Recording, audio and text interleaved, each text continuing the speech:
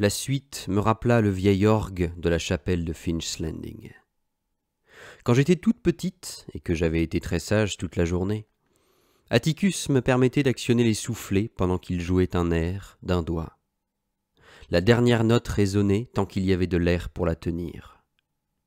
Il me sembla que Mrs. Merriweather venait elle aussi d'épuiser sa réserve d'air et qu'elle reconstituait ses réserves alors que Mrs. Farrow s'apprêtait à parler. Mrs. Farrow était une sculpturale personne aux yeux clairs et aux petits pieds. Ses cheveux fraîchement permanentés formaient une masse de frisettes grises et serrées.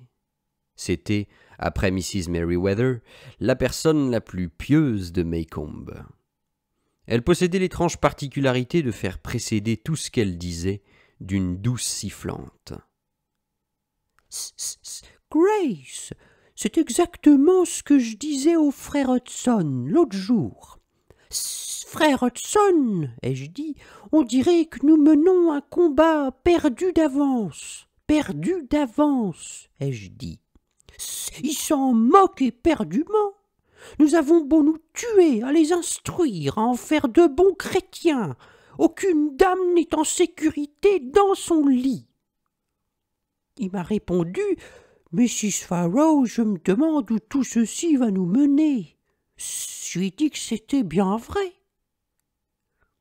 Mrs. Merriweather hocha la tête d'un air grave. Sa voix domina le tintement des tasses à café et le son quelque peu bovin produit par ces dames mâchant leur pâtisserie fine. « Gertrude, dit-elle, croyez-moi, il y a de bonnes personnes dans cette ville, mais qui font fausse route. Oui, vraiment. Il y a dans cette ville des gens qui croient bien faire. Loin de moi l'idée de dénoncer qui que ce soit, mais certains d'entre eux pensaient bien faire, il y a peu de temps encore, mais on n'a fait que les exciter davantage. C'est tout ce qu'on a fait. Cela semblait peut-être la chose à faire à ce moment-là, mais je n'en sais rien. Je ne suis pas spécialiste en la matière, mais grognon, mécontent. Je vous le dis, moi, si ma Sophie avait persisté encore une journée dans cette voie, j'aurais dû m'en séparer. Elle n'a jamais pu faire entrer dans sa caboche que si je la garde, c'est à cause de la crise et parce qu'elle a besoin du dollar et des 25 cents qu'elle reçoit chaque semaine. En tout cas, les gâteaux que vous mangez chez lui ne vous restent pas en travers de la gorge. C'était Miss Maudie qui avait parlé. Deux traits minces étaient apparus au coin de sa bouche. Elle était longtemps restée silencieuse à côté de moi, sa tasse de café posée en équilibre sur un genou. Moi, j'avais perdu le fil de la conversation depuis longtemps, depuis que ces dames avaient cessé de parler de la femme de Tom Robinson, et je m'étais contenté de penser à Finch Landing et au fleuve. Tante Alexandra avait tout compris de travers. La réunion vous glaçait le sang, mais le goûter était sinistre. « Maudit, je crois n'avoir pas bien saisi ce que vous vouliez dire, » répondit Mrs. Merriweather.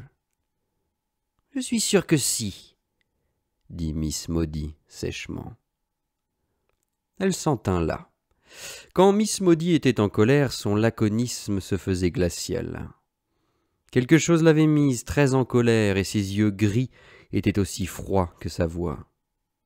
Mrs. Merriweather rougit, me jeta un coup d'œil et se détourna. Je ne pouvais pas voir Mrs. Farrow.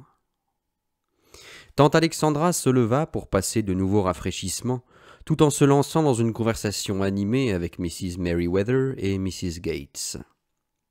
Quand elle sentit la conversation bien engagée avec la participation de Mrs. Perkins, elle se retira. Elle adressa un regard de pure gratitude à Miss Maudie, qui me donna à penser sur le monde des femmes.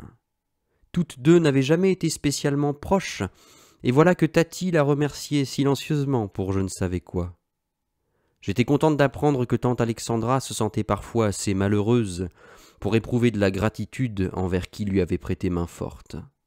À l'évidence, je devrais bientôt pénétrer dans ce monde à la surface duquel les dames parfumées se balançaient lentement, s'éventaient avec langueur et buvaient de l'eau fraîche.